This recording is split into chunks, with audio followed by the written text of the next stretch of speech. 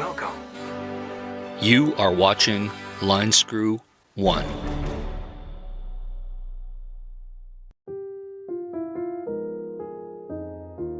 Well, hello tubers. Hope you're doing well wherever you are. Today I'm coming to you from an undisclosed location in sunny but northern British Columbia. And since I got a lot of viewers all over the world, some close, some far, some people occasionally ask me questions about how the old lockdowns are going in Canada. Well, today they finally announced the British Columbia provincial lockdown and the rules. And I had to make a comment on it. Some of you may have known I've worked for many government agencies over the years, and the British Columbia government is one of them.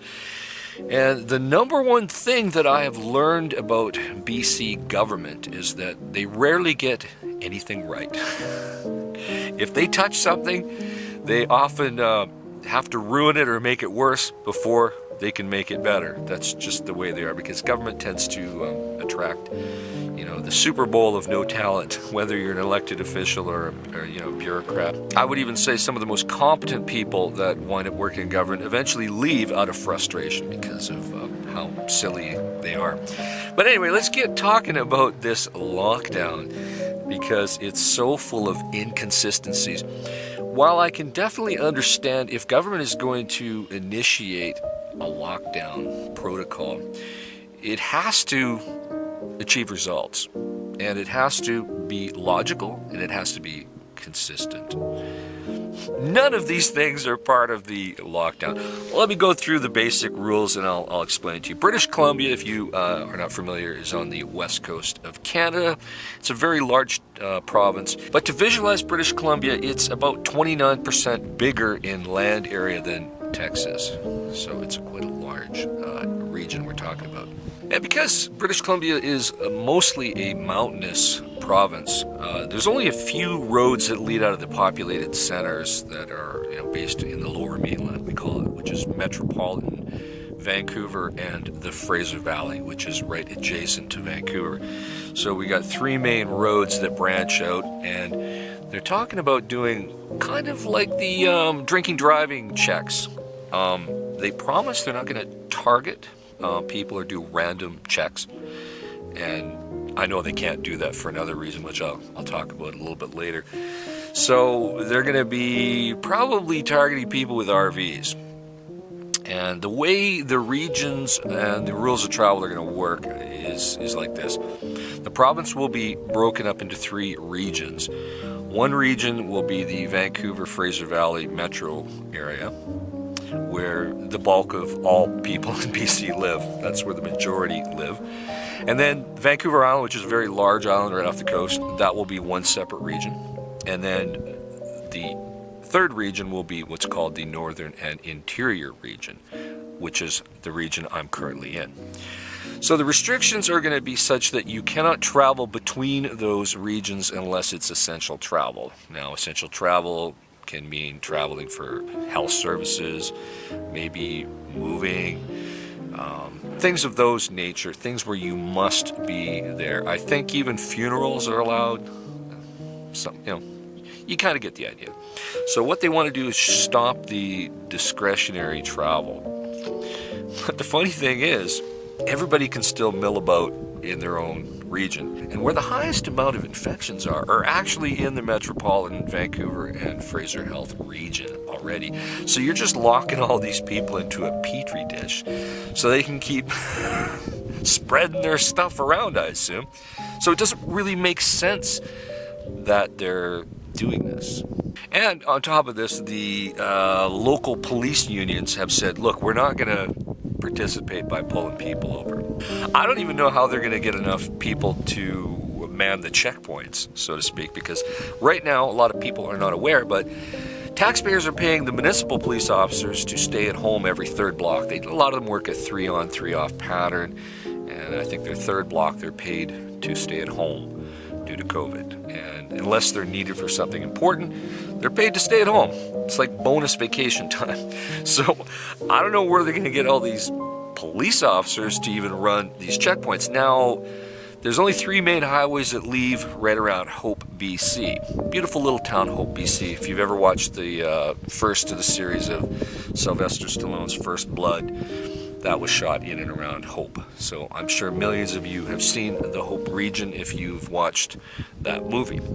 But right at Hope, the 3 highways kind of branch out, Highway 1, 3, and 5. So I guess they could put the popo at checkpoints at the beginning of those highways to stop people from going through. But I doubt they're going to be able to afford to pay for this 24/7. So here are my tips and tricks if you need to travel and you don't want to go through this BS of the checkpoints. Pretty high probability that they will not be able to afford the overtime costs for the policing at night. So why not pick 2 a.m. on a Tuesday to cruise on through there? Chances are they will not even have a checkpoint. I'm not telling you what to do or not do, but if I was going to do such a thing, it would be a consideration at the very least. Another thing is there is a 4th highway. A lot of people always forget about it. It's the route north of Whistler through Pemberton in the Duffy Lake region. Very remote. Your cell phone doesn't work in most of those areas. And it connects through into Lillooet and Lytton. So you can get into the interior that way if necessary. Of course, they could put road checks on that route too. There is one last route, Harrison Lake Logging Road. It goes through a very remote wilderness. I've driven it a few times, not in its entirety, but I have not driven it in a few years. But you can technically connect through up towards Lillooet, up in that region. Pretty tough going. You need a vehicle with 4-wheel drive and lots of clearance, maybe even a winch. But it could be passable. Don't know what kind of road washouts have happened on that dirt road over the winter though, so I would try that at my own peril and bring a satellite communication device if you do try, because you might need a tow truck and a very expensive recovery. So I'm warning you about that, so you make your own choices. Now what's even funnier about the lockdown is I immediately went and took a look at the Vancouver International Airport departure list, and it's filled with a lot of flights all across Canada and even the world, let's say, but within the province, within the restrictions that they're locking down. I saw flights between Vancouver and Terrace, Vancouver and Prince George, Vancouver and Nanaimo, Victoria, Kelowna. We got lots of flights all over the damn provinces. Are we putting the popo at the Vancouver International Airport and checking those horrible people that might be catching a flight? We got to see if those people are really going to doctor's appointments and funerals, don't we? So the whole restrictions are full of problems. And since I'm in what's called the northern slash interior health region, it's a vast region. Very, very vast. And there will be no checks within those regions. So people can move around within their respective regions. No problemo. Now, I will be abiding by these restrictions because I was smart enough to get out of Dodge and get into the region that I am required to remain in. And this will be my residency for the next, many, many, many months. I'm actually moving to a physical address once the snow melts and I can get in there with my RV. So I'm essentially moving. So I don't think I'll get a fine. Now, if you do get caught at one of these checks, I got some advice for you. The fine will be $575, about $460 US. Fight the ticket. Don't just pay it. Most people aren't paying any of these COVID-related fines at all. So be like everybody else and don't pay till you have to. Now, the BC province does have a reputation of maybe pulling your driver's license if you don't pay. If it gets down to that, well, you're going to probably need a driver's license to get to work because the problems are just going to escalate if they revoke your license if you don't pay. But go through the actual due process system.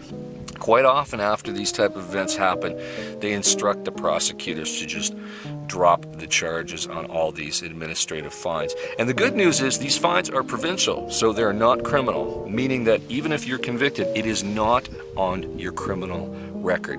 It has to do with the fact of our Constitution. Provinces cannot enact criminal law. Only the federal government can. So this is provincial. It's not going to go on your record, so don't worry about it causing you any future problems. But be mindful down the road, if you don't pay and you don't fight, could pull your driver's license. So always go through the court procedures.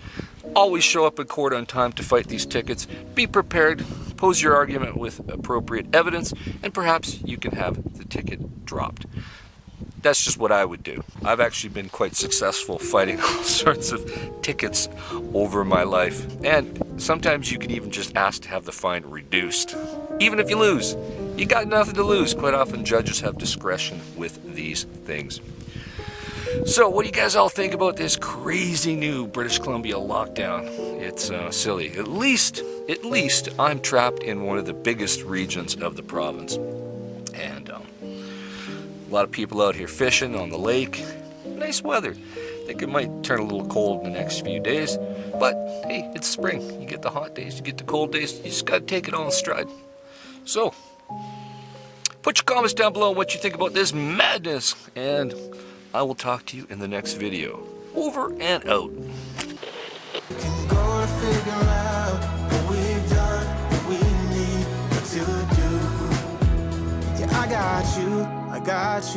I got you.